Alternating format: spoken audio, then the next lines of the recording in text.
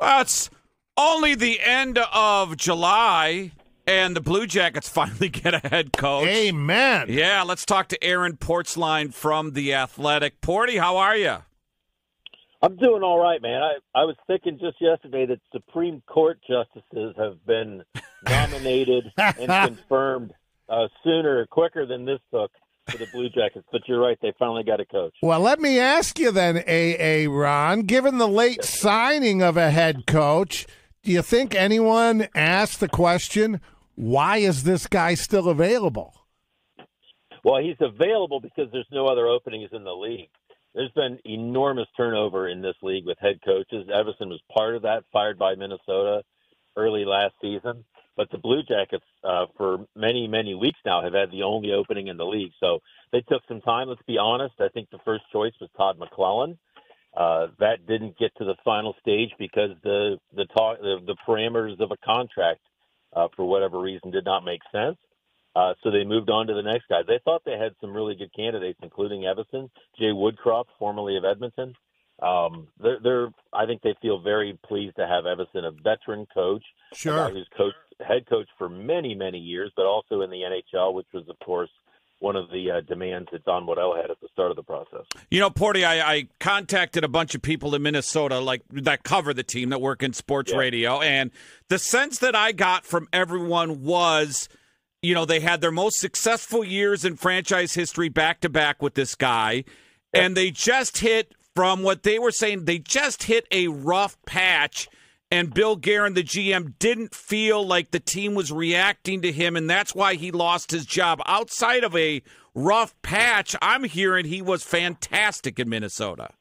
Well, and the thing you have to know about Minnesota, too, is with a couple of huge buyouts with in previous years before Everson was really there, they were severely hampered by the salary cap. So they had like $13.5 million in dead money.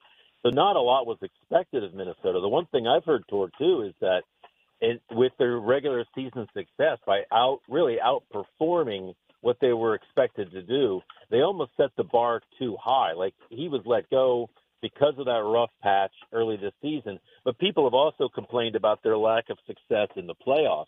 And I think, to me, part of that is, it's like when Ken Hitchcock got the Blue Jackets to the playoffs in 2009, you're like, God, that's the achievement right there. I mean, Look at that roster. To get there is a hell of an achievement. I think he's a heck of a coach. And just talking to some veteran players, they feel like this is the type of coach, without really knowing him yet, just from what they've heard, that this is the kind of guy that they needed. Good. And I did see they're introducing Coach Everson this morning at 10:30. Will you be at that, or is that a Zoom thing? How does it work these days? Yeah, well, it's both. The Blue Okay. Jackets and every team make it available for Zoom and in presence, which is a good damn thing, because a lot of people at this point of the season, this is vacation time in the NHL, not coach hiring time. Right. So I suspect there'll be a lot of Zoomers today. Aaron Portzline's with us from The Athletic, and I don't mean this in a negative way, so if someone's listening, they do. It's not meant that. I'm happy because they can get away from the John Tortorella era. I like Torts, but, you know, the last two guys have been assistants here. For me, it's good to just get away from that and start something new. Yeah, and the other thing that the veteran players have said is that Everson does not have a reputation of being Torts .2. Like, really, nobody is Torts.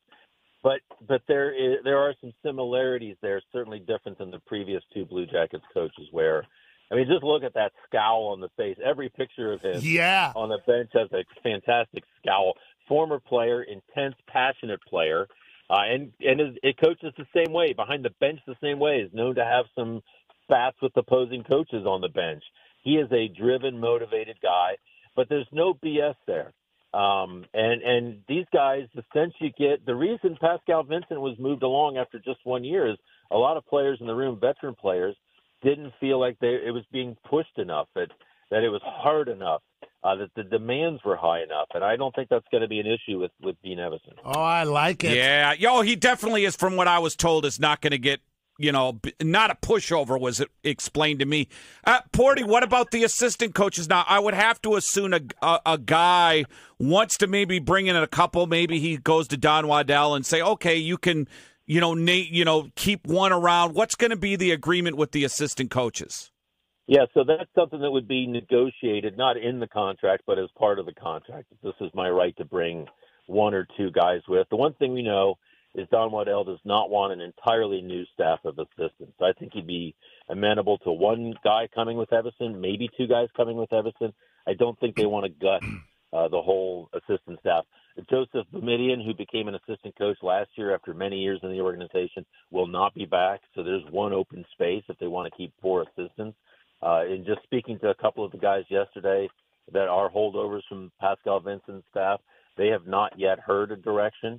I would imagine they're getting phone calls either last night or early today to inform them of where this is going. But I would expect there to be at least one new face there as well. Could it be, if you're just playing the guessing game, like whoever's in charge of the power play, maybe that's nothing personal there, but it's almost seemed we've had the same conversation for a decade. Yeah, I mean, it sounds weird because no other market would say this, but ever since Sam Gagner left, the Blue Jackets power play has been brutal. Sam Gagner, ladies and gentlemen. And you wonder, for many of those years, I think it was sort of the ingredients you were cooking with, not necessarily your abilities as a chef, if you catch my drift. I'm not sure that they're there now. I think they're certainly should be a better power play than they are. You're going to see a different look there. Mark Recchi has scored God knows how many power play goals. Nobody knows a power play like he does. But a change could be in order there, absolutely. How it goes is if the assistant coach they hire is the coach that handles the forwards, well, there goes probably Mark Recchi, and there's your new coach for the power play. So we'll wait and see where that goes. Yeah, Aaron Portzline's with us from The Athletic. So, Porty, what's the latest? Because I've had people contact me, and I keep telling them, well, I don't know. Patrick Laine still, it kind of puts this team, because people forget, Porty, a year ago, this guy was the key one of the key cogs to this team, and it's almost like he's an afterthought now. Yeah, it's like he has a foot out the door, and they're waiting for the second one now. I think they're resigned to trading him. I'm not sure that he can come to camp, given this team's desire to have a completely fresh start. He's expressed a desire to be traded. I'm sure it's a mutual decision. I think the club feels it's time to move on as well. They can't do anything until he's cleared from the program. Now, they can trade him. Legally, you can trade a guy. Per league rules, I should say, you can trade a guy out of the program, the NHLPA Players Assistance Program. But teams want to talk to him first. I don't blame him. The guy played 18 games last season. There's a sense around the league. Where is his head? Where is his heart? How motivated is he as a player? What are we getting if we're going to give up something to get this guy and pay him $8.5 million? So that's the next shoe to drop here for the Blue Jackets, who pretty much are not going to have an off season. Let's be honest. That's the next thing they've got to get going, and it's a big deal. I'm not sure that they can trade him now without eating some of the contract, but Don Waddell says there's still interest and still hears from teams waiting for him to be cleared.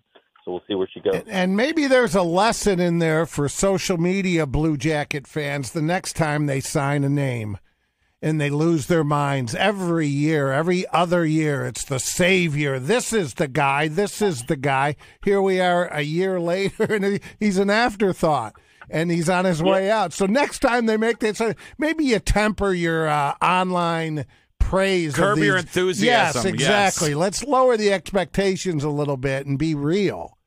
What fun would that be? Yeah. Well, we had Jack Johnson on, and I think that's a great one-year signing. I love that.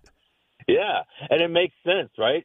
Because they come to camp with Denton Matejchuk, and this is sort of along the same lines of what you're talking about. These young kids that they draft high, there's so much optimism about that. But if the kid isn't ready, he isn't ready.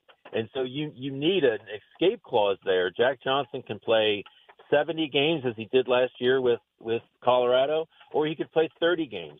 It's whatever this lineup tells him is needed. I think he's fine with that, which is why I agree with you. I think it's a really wise signing. I think Matejchuk's going to make the team and be really good. I think he's ahead of Juracek if you talk to a lot of guys in the organization. Just a smooth, very calm player. Third pairing guy with good Branson makes a ton of sense to me. But we'll see. And again, if you get to camp and it doesn't work out, well, you've got a really good really valuable veteran fallback plan. Porty, now there's not a lot available on the free agent market, but could you see, to me, this team needs a little more grit, a little bit more veteran, a little bit more leadership. Could we see a veteran come in, a fourth-line guy, maybe a couple if they want to, just kind of one of those character pieces, not expected to score 20 goals, 10 goals? Well, the one thing that they don't want to do is get in the way of their young talent playing where it should play. But those guys aren't going to play fourth line, though. No, they're not. But they've got – look at this roster with Danforth, Olivier, Corrali certainly. Malatesta's close to being ready. I think Malatesta would probably be the answer more than a veteran guy. The one thing I would look for, and I think you're going to see a lot of that this year as we have now in recent years, is veteran players coming to camp on PTOs, tryout agreements, to see where they are, see if someone who can crack the lineup. Hey, if you have an injury in the lineup and now you got a spot available, here's a player you trust. So I think Columbus could be in the market for that as well. There's not a lot of fat on this roster right now after some of the moves that Waddell has made in the offseason. So some depth guys like that would make a lot of sense. Well, good stuff, Porty. We'll Absolutely. be reading The Athletic, and you got the podcast, I'm assuming, this week? Yeah, I'm thinking we're going to crank that up tomorrow because we want to respond to the breaking news of yesterday. So beautiful. Thanks, Porty. Thank you.